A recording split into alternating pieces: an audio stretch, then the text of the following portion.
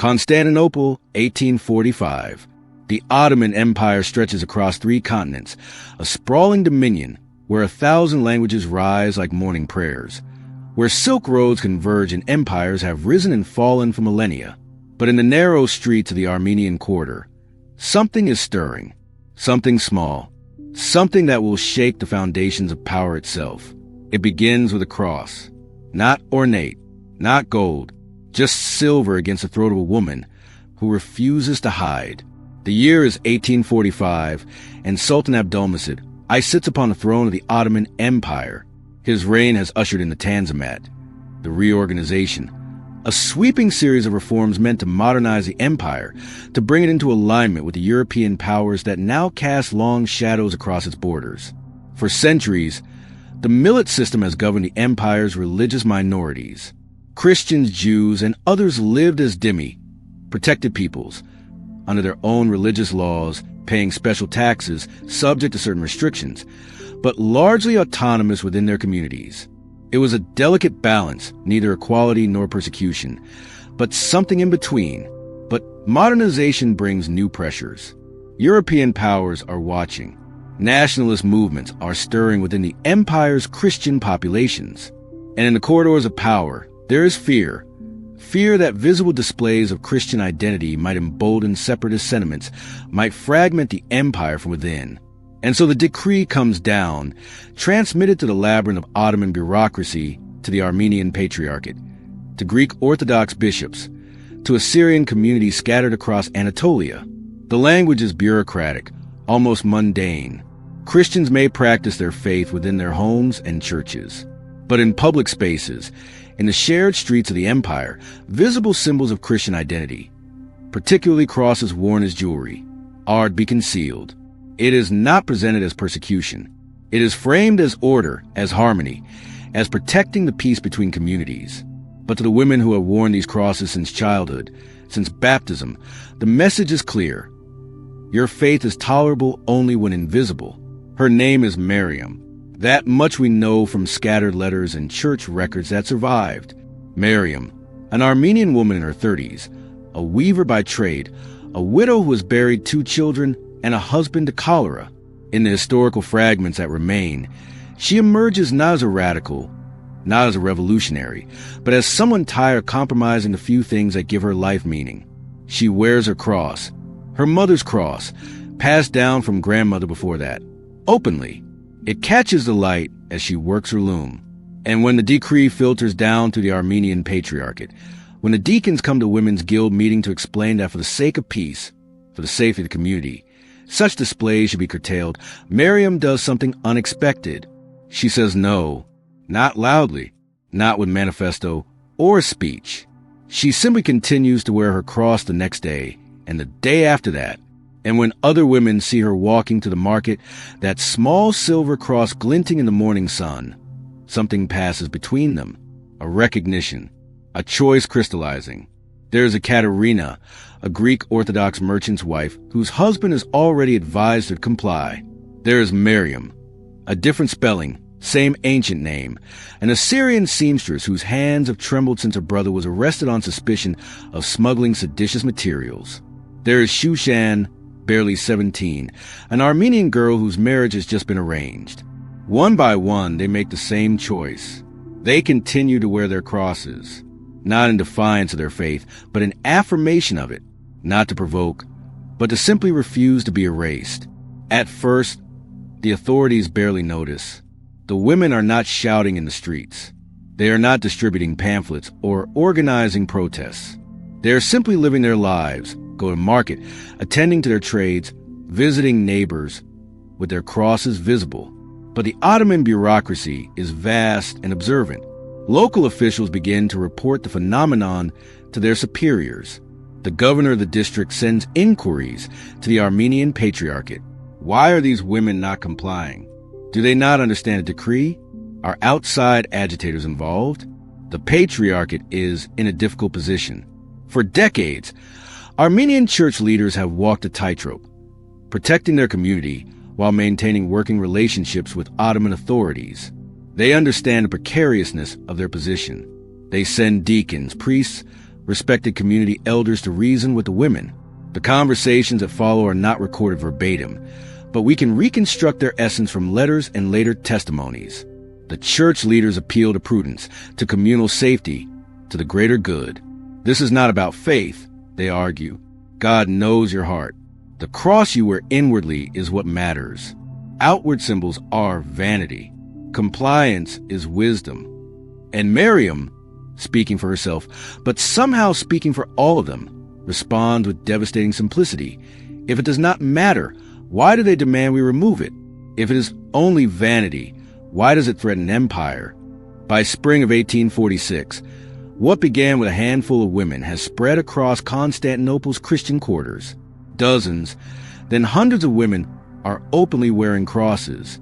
The phenomenon has spread to Smyrna, to Trebizond, to Christian communities throughout western Anatolia.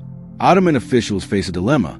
These are not men, easier targets for arrest for accusations of sedition. These are women, often from respected families, with husbands and fathers and brothers who are tax-paying subjects, who serve in Ottoman trades and professions. Heavy-handed persecution of women over religious jewelry would create martyrs, would give European powers exactly the narrative they're looking for to justify intervention in Ottoman affairs. But the state cannot simply ignore open defiance of its decrees. And so begins a campaign of graduated pressure. First come the warnings, official notices read in church courtyards. Then come the fines, small at first, collected from the women's families. Then come the public confrontations. In the Grand Bazaar, Constantinople, on a humid afternoon in May, guards approach Ekaterina as she examines fabric at a merchant's stall. They are not brutal, not yet. They are formal, almost apologetic. They ask her to remove the cross. She declines. They insist. She stands firm. A crowd gathers.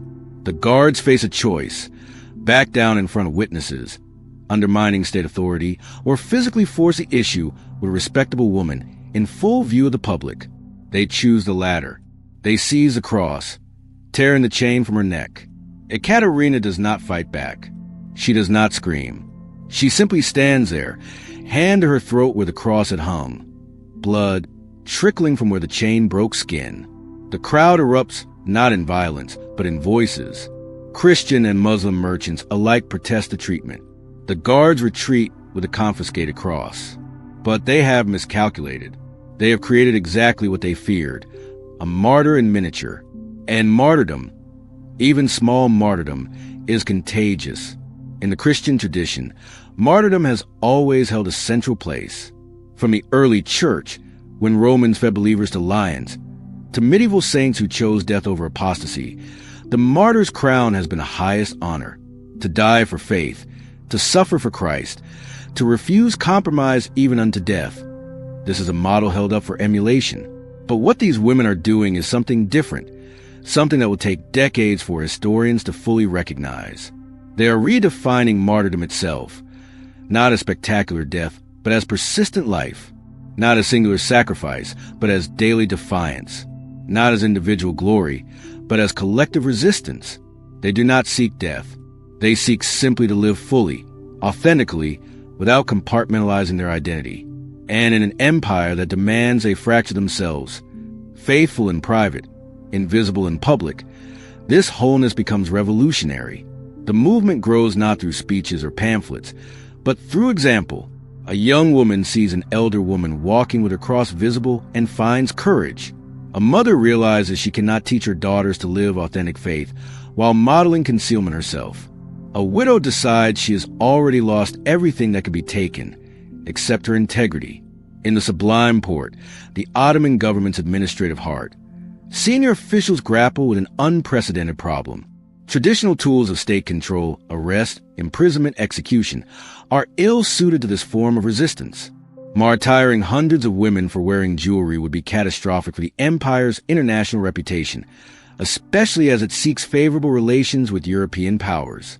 Reports are already filtering into European newspapers, often exaggerated or sensationalized. French and British diplomats are making inquiries. Russian agents, always eager to position themselves as protectors of Orthodox Christians within the Ottoman Empire, are circulating their own narratives. Some officials advocate for flexibility, allow the crosses, focus on actual separatist activities, don't create a crisis over symbols. Others argue that backing down will embolden further resistance, will signal weakness to the empire's many restive populations.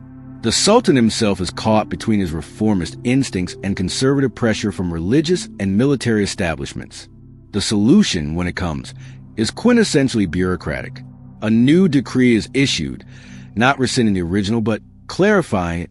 Small crosses, worn discreetly for personal devotion, are deemed acceptable. Large, ostentatious displays remain prohibited.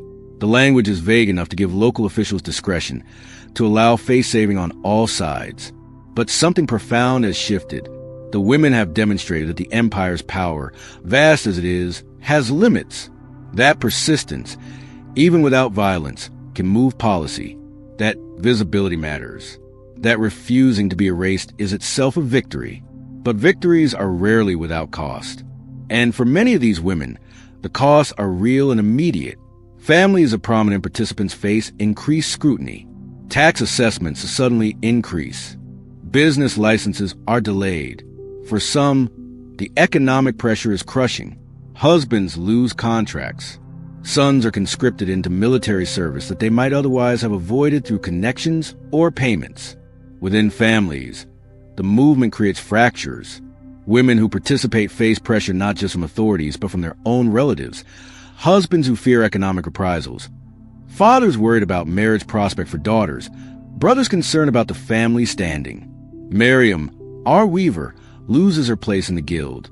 The official reason is unrelated, a dispute about quality standards. But everyone understands. Her income drops by half. She moves to smaller quarters.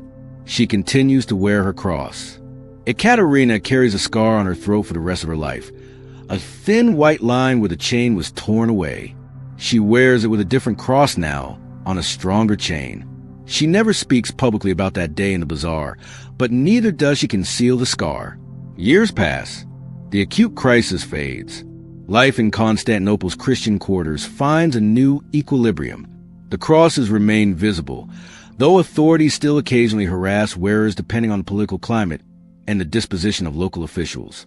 But the young women who witness this resistance, girls like Shushan, the 17-year-old, carry something forward, a memory of women who refused, a model of resistance that doesn't require violence or martyrdom in the traditional sense, an understanding that faithfulness can look like simply living without apology.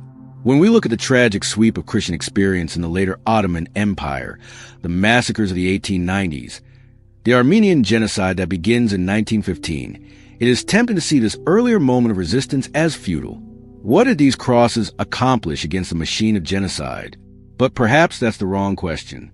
Perhaps the measure of this resistance is not in preventing later catastrophes, but in maintaining identity through them. The women who survived genocide, who watched their families destroyed, who walked across deserts, many of them carry crosses, not as magic talismans that could stop bullets or change history, but as threads of continuity, as physical reminders that they were more than victims, more than refugees. They were people with names, with heritage, with faith that predated the empire that tried to erase them. What does it mean for an empire to see enemies and women wearing crosses? What does it reveal about the nature of power itself? The Ottoman Empire at its height controlled armies numbering in the hundreds of thousands. It commanded resources that could build magnificent mosques, finance wars, purchase the latest military technology from Europe.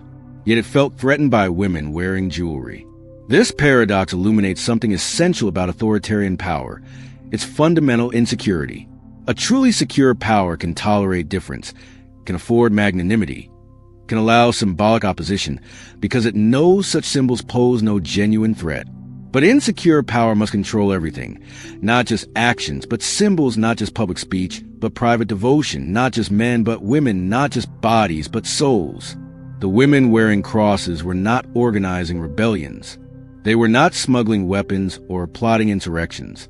They were simply refusing the logic that their faith must be compartmentalized, that their identity must fragment to accommodate state convenience. And in that refusal, they exposed the machinery of control for what it was, Not strong, but fragile. Not confident, but desperate. Not powerful enough to tolerate a woman's necklace. For 2 millennia, Christian theology has grappled with martyrdom. What does it mean? What does it accomplish? When is it required? And when is it simply needless death? The early church developed a theology around spectacular martyrdom. Stephen stoned, Peter crucified upside down, Perpetua and Felicity in the arena. These deaths served purposes. They witnessed a truth. They demonstrated conviction. They inspired wavering believers. They embarrassed persecutors. Through centuries, the pattern repeats. Martyrdom is exceptional, as dramatic, as culminating in death. The martyr's crown is earned through ultimate sacrifice. But what these women discovered, perhaps without fully articulating it, perhaps without even fully realizing it, is another form of martyrdom. Martyrdom as witness not through dying but through living, as persistent visibility rather than glorious invisibility, as mundane courage rather than dramatic sacrifice. They redefine martyrdom as getting up each morning and wearing the cross again, as facing the possibility of harassment, economic pressure, social ostracism, and choosing authenticity anyway, as witnessing not through spectacular death but through stubborn life. This is martyrdom democratized, not reserved for exceptional saints or extraordinary circumstances, but available to ordinary people in ordinary oppression. A martyrdom that recognizes that sometimes a harder path is not dying quickly for faith, but living fully with it, day after day, year after year, in circumstances designed to make you choose otherwise. So what actually changed? Did these women overthrow the Ottoman Empire? No. Did they endymion status? No. Did they prevent future persecutions? No. What they changed was subtler and, in some ways, more profound. They changed what was imaginable. They demonstrated that the empire's power, vast as it was not absolute. That ordinary women, without violence, without political power, without male protection, could resist and survive. They created a memory that the next generation carried forward. When later women face impossible choices, they could think, my grandmother refused. My aunt stood firm. I come from women who did not break. They contributed, in small but real ways, to the survival of Christian identity in the Ottoman context. Not survival through power or protection, but survival through visibility, through refusing to be erased, through maintaining authentic identity even when pressure mounted to fragment it. This story is not unique to Ottoman Christians. Across history, across cultures, similar patterns emerge, totalizing powers that demand not just obedience but invisibility. And people, often women, often the marginalized, who refuse. Women in the Soviet Union, keeping faith alive by teaching children in secret. Women in apartheid South Africa, resisting past laws. Women in contemporary Iran protesting mandatory hijab. Women in China maintaining Uyghur identity. Women in Tibet preserving Buddhist practice. The specifics differ, but the pattern holds. Authoritarian power demands invisibility. The marginalized refuse. The state escalates. Resistance persists. And something shifts, not always dramatically, not always immediately, but meaningfully. What makes these Ottoman women particularly noteworthy is not that their story is unique, but that it's exemplary. It shows us the anatomy of this kind of resistance, how it starts, how it spreads, what it costs, what it accomplishes, what limits it faces. One of the challenges in telling this story is how little of it was officially recorded. Ottoman administrative records mention the decree and some enforcement actions, but they don't capture the women's experiences. Armenian church records note community tensions, but often obscure details to protect participants. What survives are fragments, letters mentioning troubles and brave sisters, church petitions carefully worded, European diplomatic reports filtered to their own prejudices and agendas, oral traditions passed down through families but growing mythical with time. Reconstructing this history requires reading between lines, triangulating between sources, recognizing what's absent from official records, taking seriously oral traditions while acknowledging their limitations. And so Miriam, Ekaterina, Miriam, Shushan, they emerge not with the clarity of well-documented historical figures, but with the partial visibility of people whose agency was never meant to be remembered. Women whose resistance was meant to be either invisible or erased. But communities remember. Families pass down stories. And historians increasingly are learning to look for these hidden histories, to recognize resistance in forms that don't make it into administrative records, to value the everyday courage that never earns monuments. Today, Christians in Turkey, the successor state to the Ottoman Empire, number perhaps 70,000 in a nation of 85 million. The great Christian populations of Anatolia are gone, scattered by genocide and exile. But those who remain often trace their heritage through stories like this, through grandmothers who refused, through crosses that were hidden but never abandoned, through faith maintained against pressure. In the Armenian diaspora, in Los Angeles, Paris, Beirut, Yerevan, these stories circulate with varying degrees of embellishment and accuracy, but their core truth persists. We come from people who resisted, who maintained identity against empire, who wore crosses even when crosses invited danger. The broader legacy reaches beyond Armenian or Ottoman contexts. This story has become, in various retellings and adaptations, a parable about religious freedom, about women's agency, about resistance under oppression, about the power of visibility. The cross itself, that ancient symbol of execution transformed into hope, takes on additional layers of meaning. It becomes not just a symbol of Christ's crucifixion, but of everyday crucifixion, of choosing the harder path, of bearing witness through persistence. Some questions this story raises cannot be definitively answered. We can only hold them, explore them, recognize their complexity. Did Miriam know what she was starting when she first refused? Did she imagine it would spread beyond her immediate circle? Did she think she was beginning a movement, or simply making a personal choice and discovering others made the same choice? Could Ottoman authorities have handled this differently? Was there a policy approach that would have maintained state authority without creating resistance? Or was a fundamental contradiction, an empire governing diverse populations while demanding religious invisibility, impossible to manage gracefully? What about the Armenian Patriarchate and other church leaders who counseled compliance? Were they collaborators or pragmatists trying to protect their communities through impossible circumstances? When do prudence and survival become complicity? And what of families torn by different choices? The husband who begged his wife to remove her cross, fearing for their children's safety. The father who disowned his daughter for participating. Were they cowards, or were they making their own impossible calculations? History rarely offers clean answers. It offers instead the complexity of human choices under pressure, the impossibility of judging from safety decisions made in danger, the recognition that courage and compromise often coexist in the same person, sometimes in the same moment. Constantinople, 1845, an empire at the height of its power. Women whose names we barely remember. Crosses that caught the light.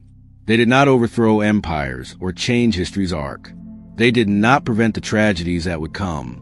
They did not even fully understand what they were doing, the precedent they were setting, the meaning their actions would acquire. But they wore crosses. When empire said hide, they chose visibility. When power said fragment yourself, they chose wholeness. When authority said your faith is tolerable only when invisible, they said no. Gently, persistently, courageously. They said no. They redefined martyrdom as living fully rather than dying dramatically, as persistence rather than drama, as daily choice rather than singular sacrifice, as collective witness rather than individual glory. And in doing so, they became part of that great cloud of witnesses that stretches back through time. Not saints and official records, not names on monuments, but people who, when tested, chose authenticity over safety, visibility over invisibility, wholeness over fracture. They wore crosses, simple crosses, against empires that saw enemies in silver and faith. And sometimes, in history's strange alchemy, that's enough.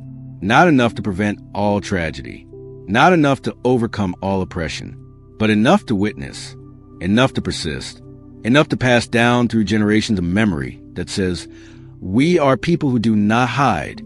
The empire that demanded invisibility is gone now, dissolved into history. The crosses remain, worn openly, catching the light, witnessing still.